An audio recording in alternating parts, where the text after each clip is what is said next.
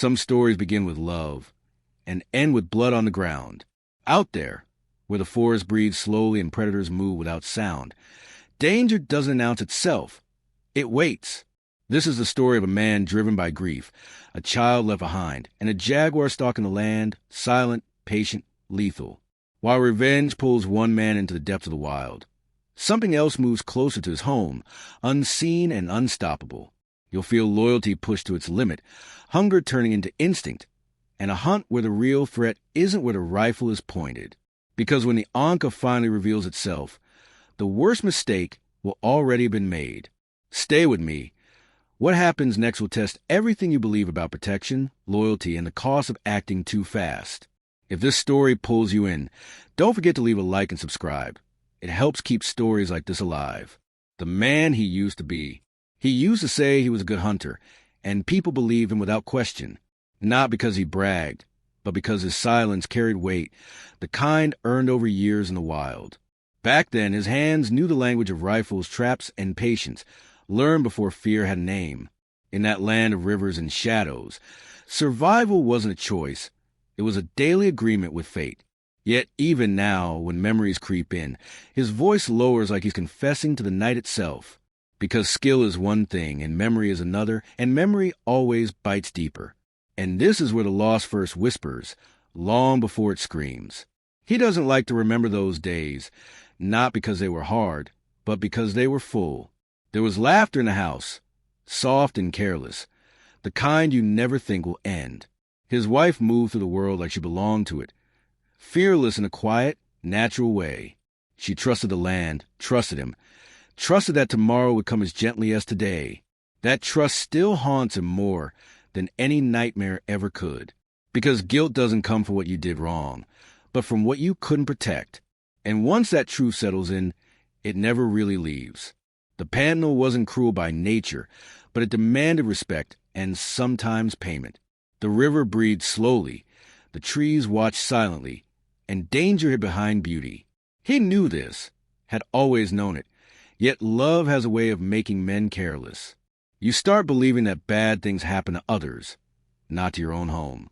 That illusion feels warm, almost comforting, right until it shatters. And when it breaks, it doesn't crack, it explodes. That was the day everything changed, even if he didn't realize it yet. After she was gone, the house felt louder in its silence. Every corner echoed with what used to be there, with what should have been there. There was no time to grieve properly, because a baby doesn't understand grief. So it became just him, a fragile child, and a world that suddenly felt too big. He learned to cry quietly, usually when no one was watching. Men like him don't talk about pain. They carry it like a second spine. And slowly, that pain began shaping every thought he had. The dog came into that story long before tragedy, but stayed after everyone else was gone. Trained to hunt, raised to be fierce, sharp, unstoppable in the face of danger. Yet with him, the dog softened, almost playful, like it understood the weight in the air. People laughed when he said the animal was gentle, compared it to something harmless. They didn't see what he saw, loyalty without conditions, presence without questions. Sometimes comfort doesn't come from words, but from simply not being alone. That bond would soon be tested in ways neither of them could imagine. Night after night, the image replayed in his mind, uninvited and merciless. The moment when the world took something it could never give back. Anger grew where sorrow used to sit, slow at first, then unstoppable. He told himself that revenge was justice, that hunting the beast would heal him. That thought felt powerful, almost righteous, like purpose returning to his blood. But purpose built on rage is a dangerous thing, and it was already pulling him toward a choice he wasn't ready to face. Even now, telling this part, his voice hesitates like it knows what's coming next, because this is where grief stops being quiet and starts making decisions for you. This is where love, loss, and loyalty begin to collide. He didn't know it then, but every step forward was also a step toward regret. The kind of regret that doesn't fade with time, only sharpens. And as the sun rose the next morning, he made a promise to himself. A promise that would lead him straight into the heart of the darkness. The nights became longer after that, stretching like they had no intention of ending. Sleep came in fragments, never whole, always interrupted by memories he didn't invite. Sometimes he'd wake up reaching for his side of the bed, only to grab cold emptiness. That silence wasn't peaceful. It was loud, accusing, almost mocking his weakness. He learned that loneliness isn't about being alone. It's about being surrounded by absence. And absence has a way of replaying moments you'd sell your soul to forget. Each memory pressed heavier than the last, carving lines into his face. During the day, he tried to act normal, whatever that meant anymore. He fed his child, cleaned the house, fixed things that didn't need fixing. Anything to keep his hands busy and his mind distracted for a few minutes. But grief doesn't wait politely in the corner. It follows you room to room. It shows up in small things, like a cup left untouched or a door left open. He noticed how every habit they shared now felt like a quiet betrayal. Living started to feel like remembering against his will. People around him spoke in whispers, careful not to say the wrong thing. They offered condolences, prayers, and advice that sounded empty the second it left their mouths. Some said time would heal. Others said God had a plan, all well-intended lies. Because no one explains what you're supposed to do with rage. No one teaches you how to breathe when love turns into pain overnight. He nodded, thanked them, and swallowed every scream that rose in his chest. Men like him don't explode, they implode. The thought of the jaguar returned again and again, sharper each time, not just as an animal, but as a symbol of everything he couldn't control. It took his wife, shattered his world, and vanished back into the forest. That injustice burned hotter than grief ever could. In his mind, killing it wasn't revenge, it was balance, order restored. That belief wrapped itself around his heart like armor. And armor, once worn too long, makes it hard to feel anything else. He began sharpening his tools with a focus that scared even him. Every movement felt deliberate, heavy with intention and unspoken vows. The rifle rested against the wall, like it remembered his hands. The dog watched silently, eyes following him, sensing the shift in the air. Animals notice things humans pretend not to feel. That loyalty, that quiet presence, grounded him more than any prayer. Still, even loyalty can't stop a man already walking toward the edge. Before leaving, he stood over his son's crib longer than usual. The child slept peacefully, unaware of how fragile that peace truly was. He memorized the rise and fall of that tiny chest, afraid to blink. For a moment, doubt crept in, whispering that maybe he should stay. But anger answered louder, convincing him that this hunt was necessary, that finishing this would somehow protect what remained. Fear lost that argument without a fight. As he stepped outside, the land felt different, heavier, almost watchful. He whispered a prayer, not because he was faithful, but because he was desperate. The kind of prayer made when you're already too far gone to turn back. He didn't know what hurt more, the memory of his wife or the weight of the promise he just made. Because some promises don't save you, they sentence you. And as he walked toward the forest, something stayed behind with that child. Something fragile, something irreplaceable, something he wouldn't realize until it was too late. The forest swallowed him the moment he crossed its edge. Light thinned, sound stretched, and every step felt like walking inside a memory. Leaves cracked under his boots like bones, each noise louder than it should have been. His mind drifted back to her laugh, to the way she said his name without fear. That contrast hurt more than any physical wound ever could, because the forest didn't just hide predators, it mirrored his thoughts. Dark, patient, waiting for a mistake. He moved like a man possessed, not hunting, but chasing a feeling. The feeling that killing the jaguar would silence the noise inside his chest, that it would stitch his broken world back together, piece by piece. He told himself the story over and over, until it sounded like truth. That's how humans survive unbearable pain. We rewrite reality. But the body knows when the mind is lying, and his hands shook no matter how hard he tried to steady them. Time lost meaning as he went deeper, swallowed by heat and exhaustion. Sweat burned his eyes, mixing with tears he refused to acknowledge. He remembered promises he never thought he'd have to keep alone. He remembered planning a future that no longer existed. Each step forward felt like abandoning something else behind him. Grief turned into rage, rage into tunnel vision. And tunnel vision never lets you see what really matters. He stopped suddenly, struck by a thought colder than fear. The house, the child, the silence he left behind, without truly listening to it. A flicker of doubt cut through his chest like a blade. But doubt is inconvenient when anger feels purposeful. So he crushed it the way men crush emotions they don't want to face. Somewhere far away, a baby cried, though he couldn't hear it. Somewhere closer, the dog waited, hungry, alert, loyal beyond reason. He hadn't thought through that part, not fully, not honestly, because thinking would mean slowing down, and slowing down would mean feeling. He convinced himself it would all be fine. That assumption would soon destroy him. The forest grew quiet in a way that felt unnatural. No birds, no wind, just the sound of his own breathing. That kind of silence presses against your skull, demanding attention. He mistook it for a sign, for destiny aligning with his mission. But silence doesn't guide, it observes. It waits for you to reveal who you really are. And soon it would. Back at home, fate was already moving without him. Decisions were being made in hunger, instinct, and loyalty. The kind of decisions no human witnesses, until it's too late. He chased a monster through the trees, blind to the one forming inside his chest. Because tragedy doesn't announce itself. It lets you walk confidently toward it. And the next step would change everything forever. Back at the house, time didn't pass. It hovered, heavy and cruel. The walls seemed to lean inward, as if they knew something terrible was unfolding. The baby cried, first softly, then louder, his voice cracking with hunger and confusion. No arms came to lift him. No familiar warmth answered his call. Only silence responded, thick and unkind, stretching every second into pain.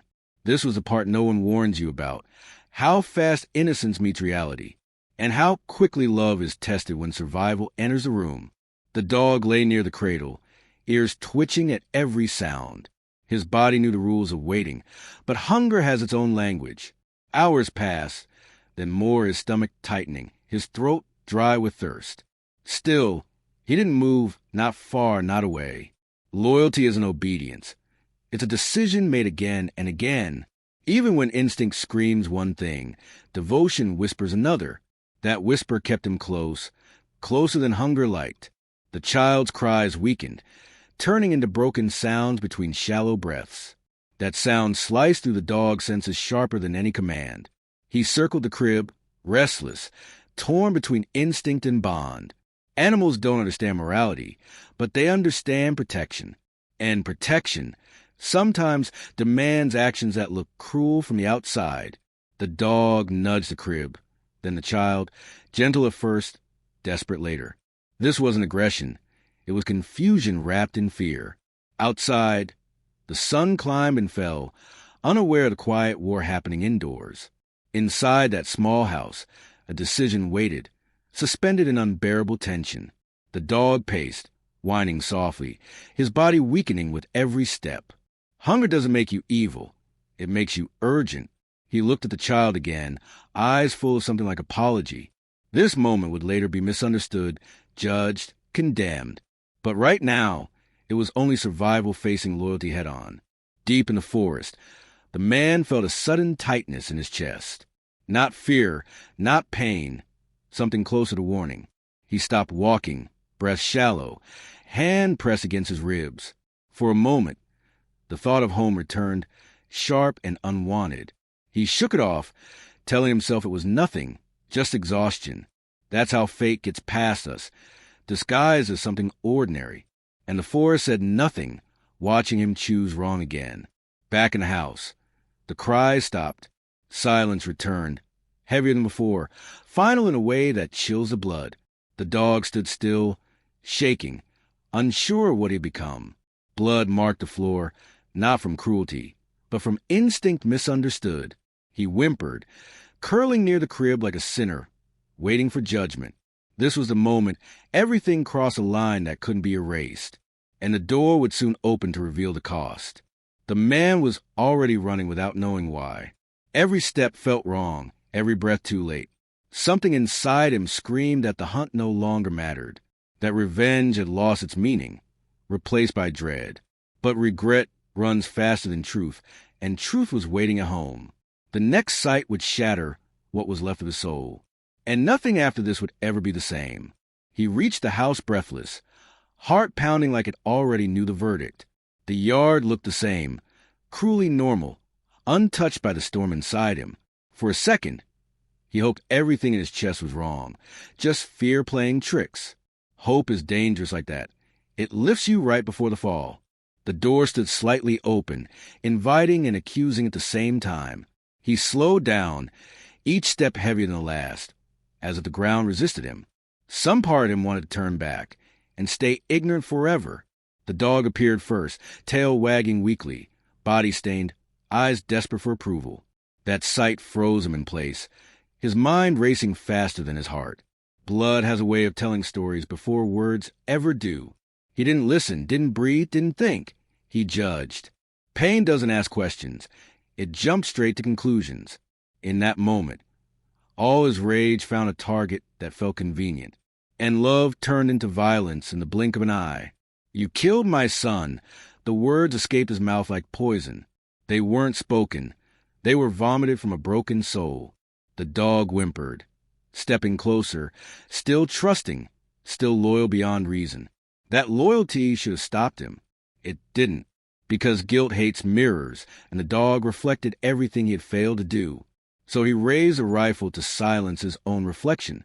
The shot echoed louder than the forest ever had. Then another, sealing the moment into something irreversible. The dog fell without resistance, without understanding, without betrayal. Loyalty doesn't fight back. It absorbs. The sound lingered in the air like a scream that refused to fade. His hand shook violently now, but not from exhaustion. This was a way of choice made too fast to stop. He stood there, chest burning, waiting for the relief that never came. Instead, the house answered with a different kind of silence. Not the silence of absence, the silence of something hidden. His breath caught as he stepped forward, dread crawling up his spine. Every instinct screamed that he was wrong, that something didn't add up. Truth doesn't rush. It waits until you're weakest. Then he saw it. The child alive, untouched, playing softly near the doorway. Behind him, the jaguar lay lifeless, blood dark against the earth. Reality snapped into focus with unbearable clarity. The dog had betrayed him. It had protected everything he loved. The monster he hunted was already dead, and the real crime had just happened. His knees gave out, body collapsing under the weight of realization. Sound left his throat, replaced by something animal, broken, endless. He crawled toward the child, touching him like he might disappear. Behind him lay loyalty murdered by misunderstanding. In front of him stood life, saved by sacrifice. This was the price of acting before understanding, and the next moment would haunt him for the rest of his existence. He didn't know how long he stayed there, knees in the dirt, breath broken, time lost, all meaning once truth settled in his chest like a permanent wound. The child laughed softly, unaware of the price that had just been paid for his life. That sound, once a blessing, now cut deeper than any scream, because joy beside tragedy doesn't comfort, it condemns. Every heartbeat felt borrowed, undeserved, heavy with consequence. This was survival wrapped in unbearable irony. He looked back at the dog, lying still where loyalty had fallen. Memories flooded him without mercy. Nights by the fire, hunts, quiet companionship. Moments he never thought to cherish properly now demanded to be remembered. Regret has a cruel timing. It arrives only when it's too late to fix anything. He whispered apologies that had nowhere to go. Words mean nothing when the one who needed them is gone. And silence, once again, became his only answer. Holding his child should have grounded him, but it didn't. Instead, it reminded him of how close everything came to ending, how easily one wrong assumption can destroy what love built over years. He rocked the baby with shaking arms, tears soaking into small clothes. This wasn't relief. It was guilt learning to breathe, the kind of guilt that doesn't fade, doesn't soften with time. It simply waits, patient, permanent. He tried to stand, but his body refused, collapsing under invisible weight. The land around him felt different now, no longer neutral. Every tree, every shadow seemed to witness his failure. He realized then that revenge never heals grief. It multiplies it. That anger doesn't protect love. It blinds it. This lesson came too late to save loyalty, but it would follow him forever. That night, he buried the dog with his bare hands. Each shovel of dirt felt like another confession. He remembered how people joked about the dog being gentle, how right they were, and how blind he had been. Blood stained more than the ground. It stained his memory. Some mistakes don't ask for forgiveness. They demand remembrance. Sleep never returned the same after that day.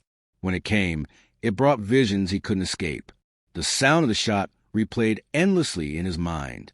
Not loud anymore, intimate, close, accusing. He learned that nightmares aren't dreams. They're memories refusing to stay buried, and they age with you. As dawn broke, he understood something terrifyingly clear. He hadn't just lost his wife to the land. He had lost himself to his own choice. The hunter was gone, replaced by a man who must live with truth. This wasn't the end of suffering. It was the beginning, because living after forgiveness fails is its own punishment. And the next chapter would teach him how heavy that life would be. Days turned into weeks, and weeks into years, but nothing truly moved forward. Life didn't stop after that night. It simply slowed into something heavier. He woke up every morning with the same weight, already waiting on his chest. Not panic anymore, not shock, just a deep, settled knowing. Knowing that some lines once crossed never fade. Knowing that survival doesn't always mean victory. Sometimes it just means continuing out of obligation. He raised his son with care that bordered on fear. Every step the boy took felt like it could vanish at any second. He fed him slowly, watched him closely, held him longer than necessary. Love became cautious, almost trembling, like glass after being shattered once. He never spoke of the dog, never spoke of that day. But silence has a way of teaching lessons words avoid. And the child grew up inside that quiet. People noticed a change, though no one dared ask. The hunter stopped hunting. The rifle stayed untouched. The forest that once felt like home now felt like accusation. He avoided certain paths, certain sounds, certain memories. Grief matured into something quieter but sharper. Not sadness, responsibility. The kind that keeps you awake long after regret stops screaming. Sometimes, late at night, he'd hear the dog's paws in his mind. Not running, not chasing, just walking beside him. Those were the hardest moments, because they felt almost comforting. Memory can be cruel like that, offering warmth that already took away. He'd sit alone, staring into nothing, breathing through the ache. No prayer ever asked for forgiveness anymore, only for strength to endure remembrance. As the boy grew, questions began forming behind curious eyes. About his mother, about the land, about why his father flinched at sudden sounds. He answered what he could, avoided what he couldn't. Truth felt too heavy to hand down all at once. So he waited, hoping time would soften it. But time doesn't soften truth. It sharpens the moment you finally speak it. He taught his son respect for life with quiet intensity, not through lectures, but through example and restraint. Every animal mattered. Every choice carried weight. This wasn't wisdom learned gently. It was carved into him through loss. And teaching it felt like penance, a way to honor what he failed to protect. Yet deep inside, one fear never left him. That one day, his son would ask about the dog. Not the legend, not the sacrifice, the blood. And when that question came, silence would no longer be enough. The past doesn't disappear just because you survive it. It waits patiently for the moment you're strong enough to face it. And that moment was drawing closer. The question didn't come suddenly. It crept in over time. It lived in the boy's eyes long before it reached his lips. Curiosity mixed with something deeper, something inherited. Children feel what adults try to hide, even when no words are spoken. And one evening, as the fire burned low, the boy finally asked, not loudly, not accusingly, just honestly, what happened to the dog?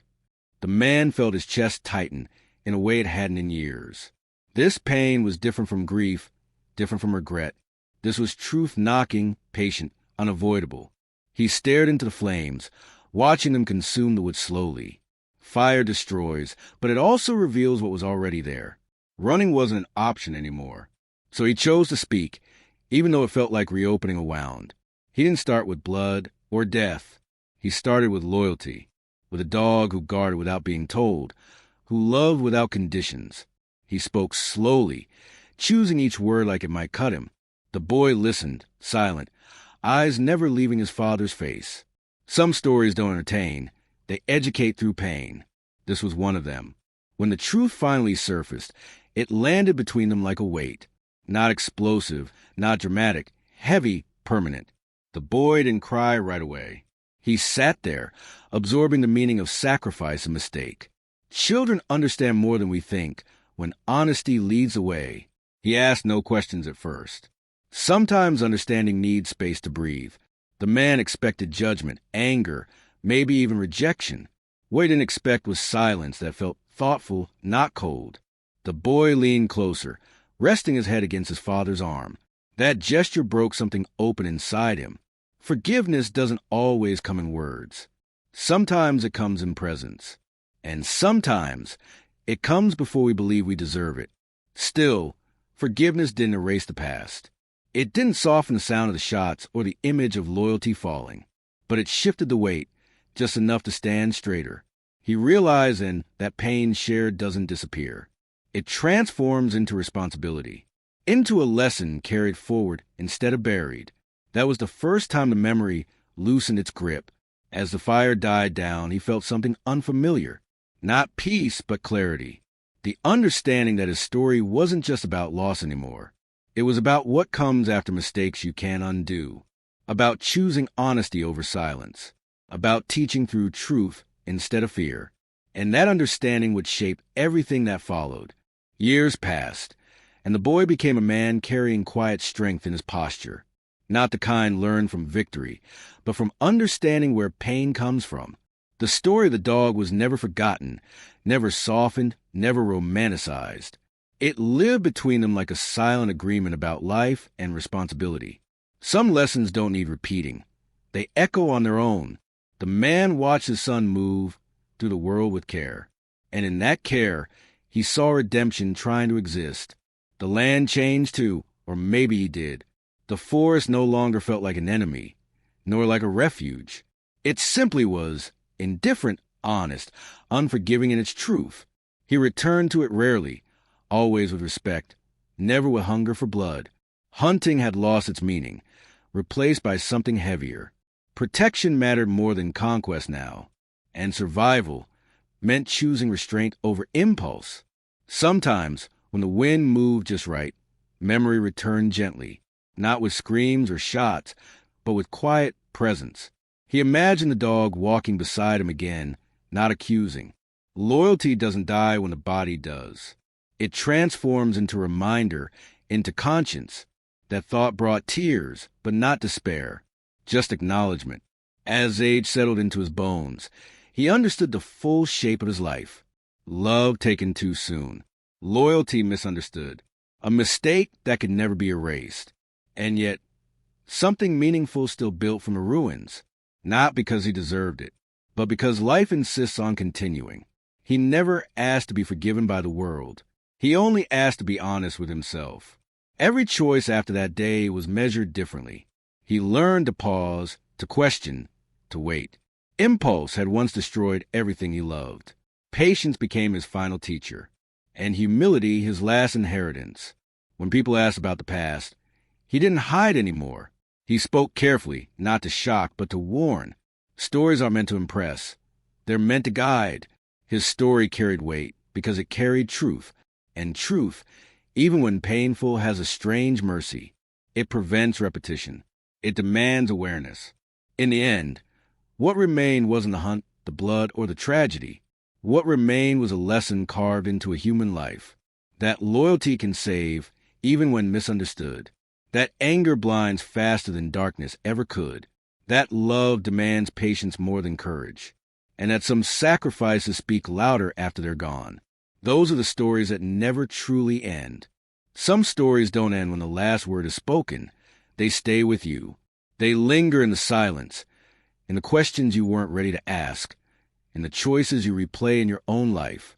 This story wasn't just about a jaguar, a hunt, or a tragic mistake. It was about loyalty misunderstood, about how fast judgment can destroy what love is trying to protect. And now I want to know, what part of this story hit you the hardest? Was it the sacrifice, the regret, or the moment the truth arrived too late? Tell me in the comments. Your perspective might help someone else see this story differently. And now I'll turn the question to you. Which song should become the next story like this? A song about love, betrayal, loss, revenge, or redemption? Drop the name of the music in the comments, and let's transform it into a story that hurts, teaches, and stays. If you don't want to miss the next one, subscribe to the channel and activate notifications. Because here, music doesn't just play. It becomes a story you'll never forget.